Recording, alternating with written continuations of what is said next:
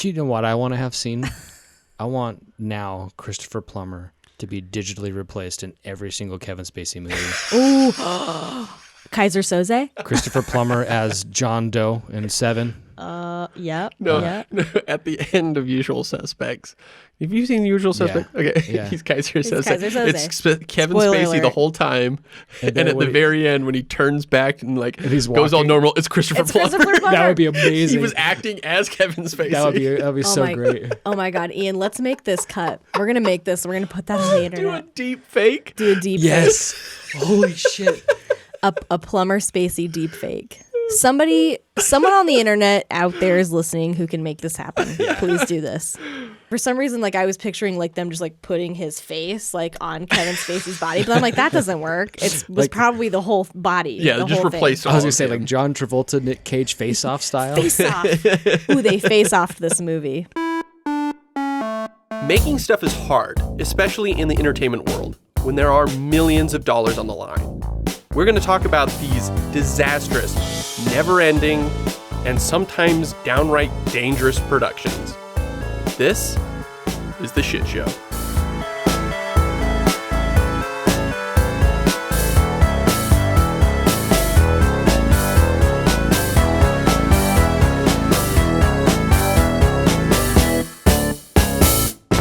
Hello, everyone. My name is Ian, and I am joined by Clint. Hello. And Ray. Hey. I believe you've already done that one. Not with that inflection. Do I need to do a different one? Buongiorno. And this is The Shit Show. I love that this is a thing now. Yeah, now you have to keep this up. Oh, shit. So our last episode together, we talked about actors who were replaced in the middle of the movie, and I left out a bunch.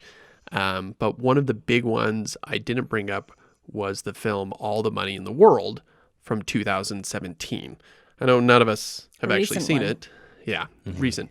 It originally starred Kevin Spacey. Kind of his last movie. Time's up.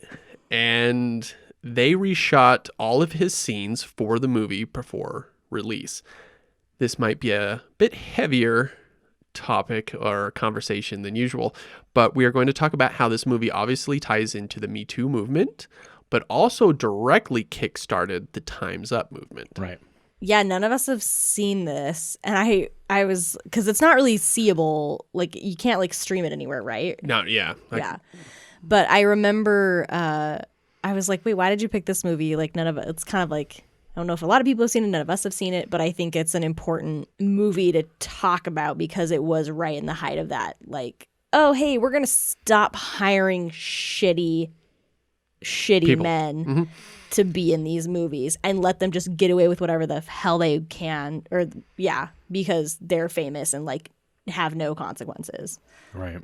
Yeah, we're going to dive into a lot of this stuff that'll, I'm sure Jenny Ray will make your blood boil. Ooh, I'm getting fired up, cracking my feminist knuckles over here. There you go.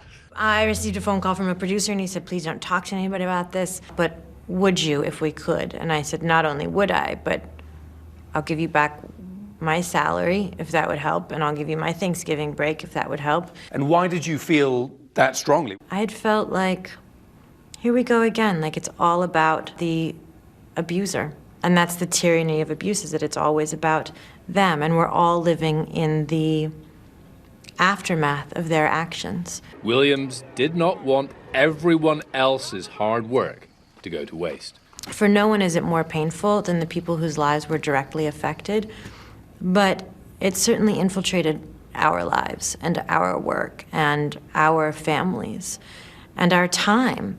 And to have all of this for naught was just a shame. Okay, so the movie is based on a book, which is based on the true story of the kidnapping of John Paul Getty III. Long story short, because this is not a true crime podcast, in the 1970s, the grandson of an oil tycoon is kidnapped.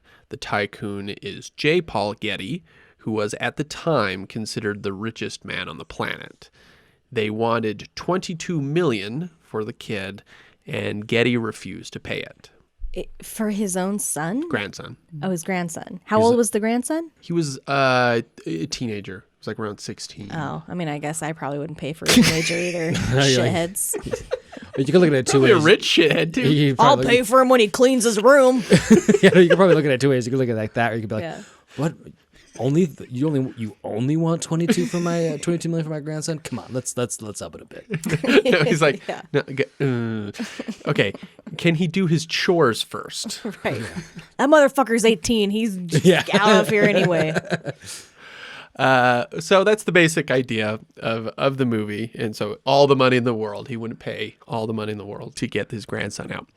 So the movie, directed by Ridley Scott, one of the biggest directors in the biz, Alien, Gladiator, Blade Runner, Black Hawk Down. Scott loved the screenplay by David Scarpa. It was on 2015's Blacklist. What is the Blacklist, Jenny Ray?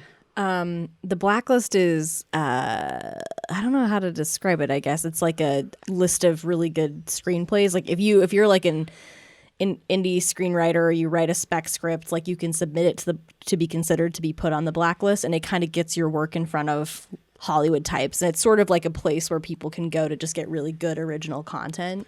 More importantly, it's the best unproduced scripts. Yes, so they're like exactly. They're really great, but nobody's made them yet. Right. Okay. Like they're still sitting on the shelf. Who considers them to put them on? I don't know. Yeah, no idea. Interesting. A panel of I just thought it wizards. was a show with James Spader. So Scott reads the screenplay, and he says in August of 2017, when I read the script, I started thinking, who was Paul Getty? In my mind, I saw Kevin Spacey. Kevin's a brilliant actor, but I've never worked with him, and I always knew I would have to have him portray Getty in this film.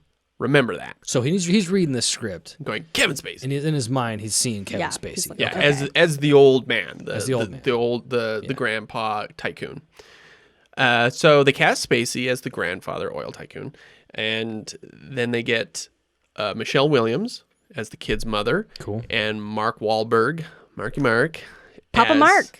Papa Mark. We already talked about how he's got dad bod. Right? So Mark Wahlberg as the ex-CIA agent on the case. Oh, I So thought you were going to say is the dad. Okay, never mind. I take it all back. No, he's just there to. He's like a lawyer or something. I don't know. He's Ex-CIA there to like help negotiate. Gotcha. Anyway, so the movie is made between May and August of 2017 with a release date of December 22nd. So it's moving pretty quickly, right? All made in the same year. Filming goes fine. Not a shit show. Costs $40 million to make. Start of October, the Harvey Weinstein, he's a sleaze bag rapist. Yeah. It was Bomb insane. drops. Kickstarts the Me Too movement, right? And everybody starts coming out with all these different things about different people, film and TV, and outing all these terrible assholes. And by the end of October, Kevin Spacey's turn. He gets accused of sexual harassment and uses as a way of coming out as gay, which was his way of diverting it. But then more and more people started piling on it, saying he was just a terrible human being. Right. I mean, he's like out now, though, right? Like he said that he's gay because the people that were accusing him of sexual assault were all men, Yeah. were young men. Yeah. They're all men. But instead of saying, I'm sorry I did this, he was like, I always thought of myself as gay. So this is me coming out as gay. And it was like, So I was, yeah, but you were going after a 14-year-old boy. yeah. Like you were struggling with like being in the closet with your own sexuality, and so you were preying on like young boys, which Yeah. is not okay. So Netflix stops production on House of Cards and totally writes him out of it. Yeah. And then all of the money in the world is finished. And Ridley Scott's working on the music when he heard about this. And so he's got this movie he's done, Yeah. you know, and Jeez. so him and the producers obviously didn't want Spacey's scandal to sink their film. And Yeah, because who's like gonna see that? no one would exactly, see it. right? And so, as Scott says, we cannot let one person's action affect the good work of all these other people. It's that simple. So like a week later, Scott decides to reshoot everything that Spacey is in. and keep the release date of December. That's ambitious. Whoa. So wait. A month and a half from release, and he's decided he's going to reshoot everything that Spacey is in a month and a half.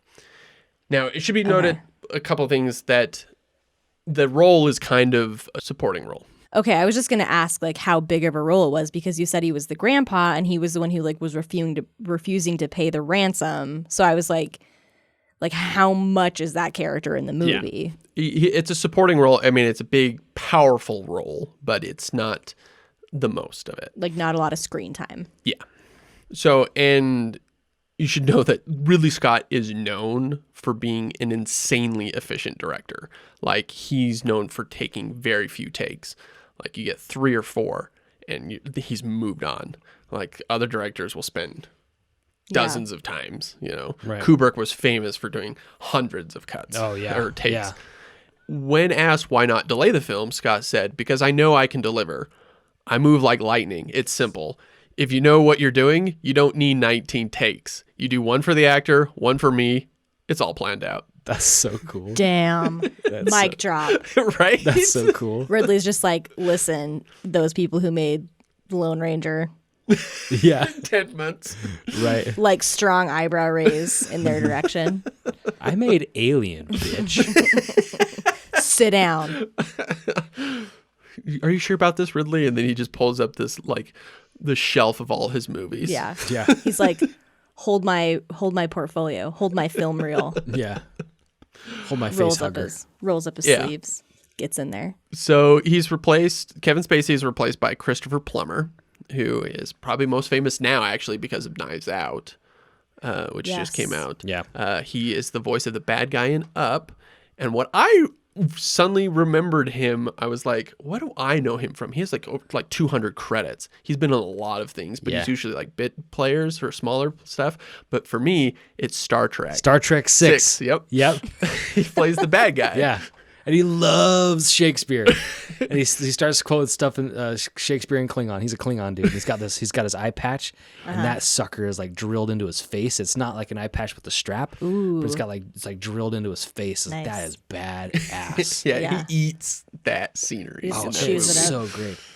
That Cry sounds havoc! Unleash the dogs of war. Yeah, Christopher Plummer in Star Trek 6 is fucking amazing. that sounds like a hoot.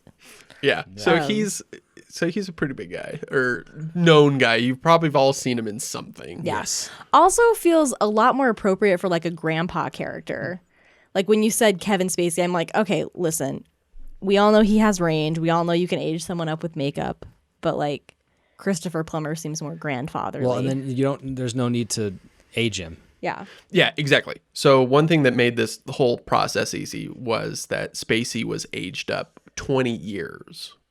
And they used a lot of prosthetics to make him kind of look like the actual Paul Getty. And Plummer was already 88 at the time. So they did a little bit of down aging for like a couple scenes here and there. Yeah. And which just required a wig. Right. Some really strong concealer. a couple of those alligator clips on the face. He's a professional. He can handle it. Hey, he took on Klingon makeup. Like, Yeah. dude can do it. He had an eye patch drilled in his face. He can handle a little facelift, okay? He just brings back. He comes back in character as the Klingon. Takpa. This is not what we're doing. Yeah. So for the reshoots, they bring back Wahlberg and Williams. Rumoredly, Scott starts saying that he wanted Plummer all along, but the studio wanted him to cast a bigger name. Christopher Plummer is already a pretty fucking big name, so that doesn't make a whole lot of sense. I mean, it's not like the bankable star of Kevin Spacey, but Not like anymore. I said, he did say at one point, "I was thinking Kevin Spacey the whole time," you know. Yeah. But there's no actual quote of him saying that he wanted Plummer, but whatever. The reason why it was so easy to get Christopher Plummer or anybody is the reshoots took place Thanksgiving week. They reshot 22 scenes in 9 days. Jesus. in the UK and Italy. And actually, this is almost exactly the exact same amount of time that Kevin Spacey filmed for. Okay. That's how efficient Ridley Scott is. He's like just gets in and out. Yeah. So Done. he's like, he was only there for 9 days. I can do that in 9 days again. Yeah. Like, that's easy. Yeah. So they used a combination of old footage and new in the final edit, obviously. The biggest hurdle was the acting was very different. Like when you're acting with somebody on stage, like the very difference, the quality that they're giving you, right? Or the cadences they take or the way they deliver a particular line. Yeah. Like the other actors might react differently to Right. that. And so the editors were kind of like, oh, what do I use here, right? So they reshot everything with him, probably everything with him with other actors together, but like they didn't probably reshoot a lot of the close-ups of other actors. Yes, along those lines, yeah. Okay. So it was this weird Frankenstein between the two. Yeah, and I imagine like the continuity would be kind of hard for the other actors. Exactly. Like there would be a lot of like What looking did at I do again? looking at Polaroids and going, how did her hair look on this day? Yeah. Right. One of the big things was actually Foley was a hard thing because they had to redo all of it in such a short time. What is Foley? It's when you recreate sounds in a sound booth. So like you would redo like footsteps or door slams or Yeah. People don't realize that a lot of that stuff is that's all made in a studio. Like just the sound of someone's jacket shifting as they turn or walk is stuff that's made in the studio after the fact. That's why there's an Oscar for sound design, because they design the whole soundscape of the movie. Mm-hmm. So they only used visual effects in one scene that was shot in Jordan. So obviously it was just too short of notice to get all the way out there. Too hard to get to shoot. So they digitally replaced Spacey with Plummer. You know what I want to have seen? I want now Christopher Plummer to be digitally replaced in every single Kevin Spacey movie. Ooh. Kaiser Soze? Christopher Plummer as John Doe in Seven. Yep. No, Yep. at the end of Usual Suspects. Have you seen Usual Suspects? Okay, Yeah. he's Kaiser Soze. Kaiser Soze. It's Kevin Spoiler Spacey alert. the whole time, and then at the very end when he turns back and like he's goes all walking. normal, it's Christopher Plummer. Christopher Plummer. That would be amazing. He was acting as Kevin Spacey. that would be so great. Oh my God, Ian, let's make this cut. We're going to make this. We're going to put that on the Do a internet. deep fake. Do a deep Yes. Holy shit. fake. A Plummer Spacey deep fake. Someone on the internet out there is listening who can make this happen. Please do this. For some reason, like I was picturing like them just like putting his face like on Kevin Spacey's body, but I'm like, that doesn't work. It was probably the whole body. Yeah, the just whole thing. replace. I was all gonna of say him. like John Travolta, Nick Cage face-off style. Face off. Ooh, they face off this movie. That would be really funny if they were just like, let's just deep fake the whole Just thing. deep fake the Just whole put thing. Christopher Plummer on Kevin Spacey's body. One day they're gonna do that, I know. I'm It's surprised that scary they're not times. deep faking more. right? This election coming up. Watch it kick off. Okay, so Now I have anxiety. Thanks. they released a trailer the same day Plummer finished his scenes. Oh, really? They put him like just basically they had the trailer done, right? Yeah. And then they would just drop in Just the shots of replace him, it. Yeah. right? They pulled it off. They did it. Movie was delayed from December 22nd to the 25th, Christmas, but that was actually to avoid the blockbusters of Greatest Showman and Last Jedi. 80% on Rotten Tomatoes. All said Plummer's performance was a highlight, and then Plummer was actually nominated for an Oscar. Yeah. Hey. Dude can quote Shakespeare and Klingon, all right? Yeah, motherfucker can act. So not a big loss for that movie. With the reshoots, the budget came to $50 million, and it only made $57 worldwide. Probably didn't make its budget back with like some marketing thrown in there. Yeah. So just before it released, Scott said that Wahlberg and Williams came in for free. They did that Thanksgiving shoot for free to fix it, right? Aw. That's As Williams says, how about you do the quote for Williams here? I would be glad to. I just thought that this experience that we had all treasured was going to be essentially flushed down the toilet.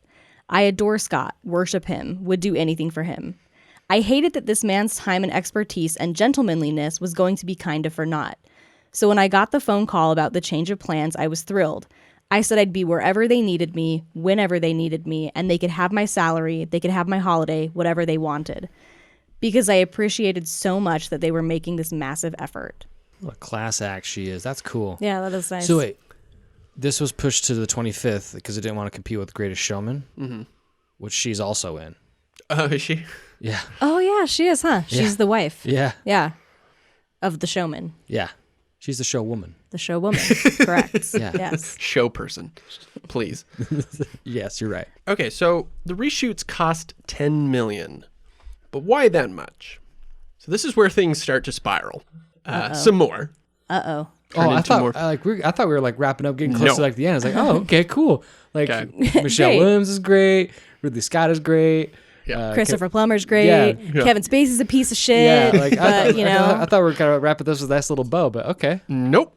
10 million. Okay, shit show. Here we go. Ooh, can I make a prediction? Yeah, what do you think's going to happen? Lawsuit. Kevin Oh. Spacey lawsuit. Yeah, that's a lawsuit. I think that's a great idea. That's what you're guessing too? Yeah. I'm just no. Okay, that's not Nope. what I'm guessing. Change my guess. Listen, because Wahlberg and Williams, they waived their fees. Yeah. So I mean, trying to think. And you like- said there was only one VFX shot, and to save time, yeah, because you're right. They didn't and he's fly like to Jordan. in and out. But they did go to the UK and Italy. Something I mentioned at the top of this. Netflix.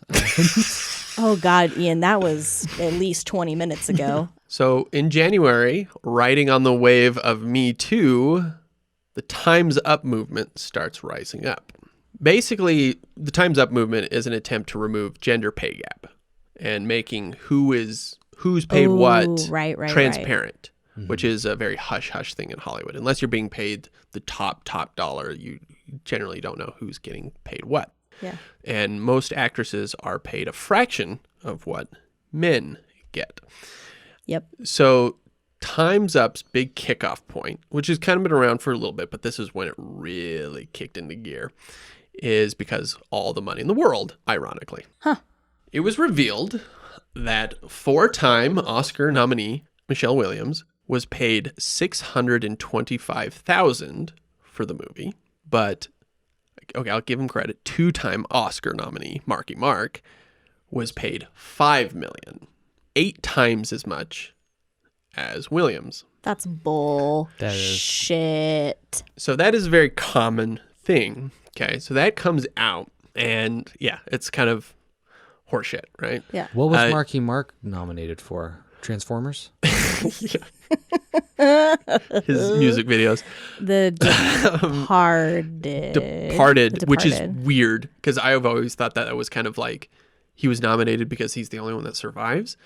He's the only one actually from Boston.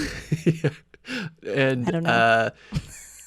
The Fighter. That's easy method acting. Come on, that's- Yeah. The Fighter was the other one The Fighter. Oh, with Christian Bale. that's Oh, the right, boxing okay. one. Okay. Yeah. Yeah. Okay. So there's that. Michelle Williams, obviously, way more talented actress. And they have about the same amount of screen time. And Williams is the one that the studio was trying to get an Oscar nomination for. So this news hits. People are obviously pissed off. Yeah, I didn't hear about this. This is insane. Eight times as much, right? Starts a shitstorm, a shit show. Yeah. So then Jessica Chastain, if you don't know her, Zero Dark 30, Interstellar, Also very talented. very talented. So before this, like, you know, again, reminder that people did not say how much they got paid. It was just like not what you did. And so Jessica Chastain tweets, I heard for the reshoot, she got $80 a day compared to his millions. Would anyone like to clarify?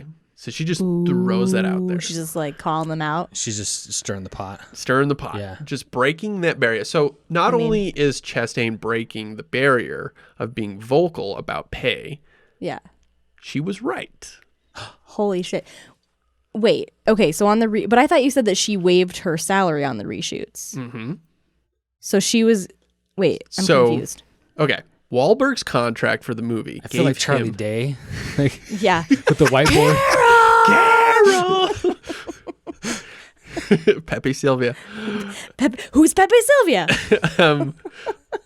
Wahlberg's contract for the movie gave him cast approval.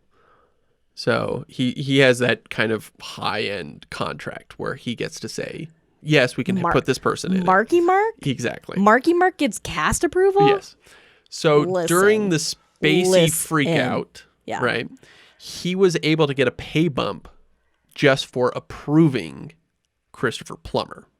Okay? What is this contract? So he wouldn't approve Plummer until he was paid more. Until Marky Mark was paid Marky more? Mark was paid more because he had to approve another cast member, right? Like, I was already kind of like on the fence of whether or not I liked him. Yeah. I've heard like lots of stories about him actually being a staunch racist. So anyway, Oh, really? Okay. I mean, all right. Mark Wahlberg got an additional $1.5 million for the reshoots. Williams was paid $80 per diem. Oh, because she waived her salary, so salary. she So it was only just got her. money for food. And That's board. a low per diem. Yeah, That's very low. 2,000 times less. Jeez. That's You know, I'm looking through. insane. I'm looking through his IMDb right now, and I'm just trying to like maybe point things out that I really kind of like. Oh yeah, I liked him in that. And so far, So far, it's not looking good. like Ted, maybe. I mean, I feel like he's very hit and miss. oh, he was in The Lovely Bones. That's right. We Yeah, talked Yeah, about yeah. dad bod, dad That's bod right. Marky Yeah, Mark. that's right. Yeah, it doesn't. Yeah. Oh my gosh. No, Thoughts, Jenny Ray? I have a lot of them that we don't probably have time to talk about on this podcast. I think that, yeah, the wage gap is real. It's a real thing that happens. It doesn't just happen in Hollywood. It happens all over. It happens in tech. It happens in every single industry. Women are consistently paid less for doing the same job, probably better and harder, to be honest with you, because of imposter syndrome and how long, just so many other things that women face in the workplace. And then also like balancing childcare and all this other shit that they have to do. So it's bullshit. And it's gone on for so long because, like you were saying, people are like, oh, it's like not polite to talk about. Like, don't talk about it. Like, people don't, like, you don't go to your coworkers and be like, hey, how much do you make? Like, it's just, it seems like it's unseemly. And so people don't talk about it. But then, like, you get into this territory when it's like Marky Mark gets fucking cast approval and is paid millions of dollars. She waives her salary to be a good and decent person to help this production out that she cared about because Kevin Spacey was a piece of shit. And like gets the lowest per diem I have ever heard of in my life. Honestly, like that's the thing that is the most shocking to me. Guess how many Oscars do you guys think I have? 0.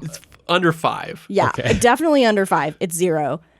I have gotten per diems higher than that per diem. That is like the most insane thing. That honestly like is blowing my mind the most out of this whole thing. Sorry, I'm not talking about the per diem, but it's so low. Like you get like what? Like Especially in you're the traveling UK, internationally? in Italy. The exchange rate? Like what? She getting like a sandwich a day? Like bitch, get out of here. Get a higher per diem. Well, No, I it's think, total bullshit. Well, I think you're right. I think because it is something that's just hush hush. We're not supposed to talk about how much we make. Blah blah blah. But that just paints such a dramatic picture of how unequal it is. Yeah, 100%. I mean, how much did you say? Is like thousands times? 2,000 times less than he got Yeah, that's For the reshoots. for the reshoots. The but it original was 8 times more. Yeah. so. I mean, it's incredibly insane, and I love hearing stories of people who are trying to fix it, and I think it should be fixed. My thing is that I don't know what I can do. Like, what can I do in my limited capacity to like help be an ally. Yeah, to be an Yeah. ally. Coming from two guys who are not the breadwinners in our family. Absolutely not. My wife, she's my sugar mama. 100%. That's my sugar mom. Yeah, and my wife works so hard, and and I see like the struggles that she goes through with working, and Being a working mom. Being a working mom, yeah. Yep. And I want to do my part to be an ally. So what can I do? I really want to know. Yeah. It's I want to clarify one point. I said she's my sugar mama, and I pointed to Jenny Ray, but as an audio, that probably sounded like your wife was also my sugar mama. yeah, that. Lisa and I are sister wives, actually. So, that would be amazing, actually. Tell her I'm down in case she's interested. Okay. Yeah. To be Lisa's sister. Anyway. Yeah, that's a really good question. I think that any men out there who are in sort of a position of power where you dictate how much people are paid, or if you're a manager, or if you are, if you're like the person who gives raises or looks at salaries and like makes things equitable across the board, or if you're like working on a movie production and you see that there's this huge gap in how much people are paid, and it doesn't seem to be based on skill level, because like there's legitimate reasons people might be paid less. And I'm talking more about like in an office setting, right? Like because of skill level and where they are in their career. But like if it doesn't seem to be based on anything legitimate and it just seems to be gender based, like you can call that out. Like you can go to HR, you can talk to people about it.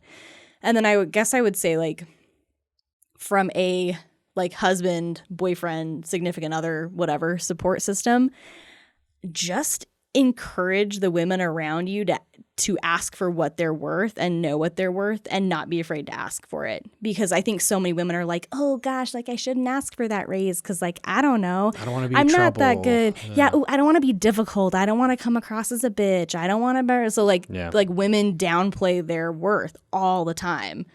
And so I think that if that's an easy way to support is just to be like, no, you deserve to make this because you work so fucking hard and you deserve to. For sure. In case in point, I'm going to talk sports, right? I hate sports except for soccer. I love soccer. And the women's national team, they win championships. And they make a fraction. Like our men's U.S. soccer team sucks nuts. They suck. The women have won World Cups. They've won multiple World Cups. I do like hearing good stories though about people bringing this up and trying to make changes, you know, and I mean, I think that's great, and I'm gonna do that, you know, because my wife, she's, you know, every woman in my life, either my wife or my mom or like my friends, like they work hard, and I'm a schlub. Yeah, like 100%. Yeah, you're just working off the, you know, you're on the coattails of better women. Yeah. Well, you know that phrase. It's definitely outdated now. But like behind every great man is a great woman. Like, no, the opposite. It's the opposite. Like behind every great woman is some guy who she settled for. That's good. I think just the fact that we're talking about it more and people are talking about it, and they're talking about the pay gap, which is actually even worse for women of color and for people of color. So like just pointing out those inequalities and like seeing ways that we can support like initiatives that make that better, like whatever that is, whether that's in your workplace or it's like through voting or whatever. Just look for those opportunities. So wrapping this up a little bit, Wahlberg succumbs to all the pressure and he donates the $1.5 million to the Time's Up fund. I think that's bullshit. I think he should have done the 1.5 plus 4.5 of his original salary. Oh, that's true. He did. I forgot he did get paid. I mean, it's one of those things where it's like, it feels like, oh, good for him. But then when you consider how much he made overall, you're like, not just the reshoot money. He only donated the reshoot. Well, it's like when we were talking about Lone Ranger, right? It's like, you're like, oh, Armie Hammer and Johnny Depp both gave up 20% of their salary to finish the movie. But it's like when one of them got paid 180% more than the other one or some shit, like it doesn't mean anything. It's like a meaningless gesture. Yeah. It's like a billionaire donate, like, I'll donate $2,000 to this charity. You're a fucking billionaire, bro. Yeah, that's like pocket change. Yeah, and for him, like really, like at that moment, he's going to do tons of other movies. That would not hurt him. No way. Donate the money. Give some of it to fucking Michelle Williams. Yeah.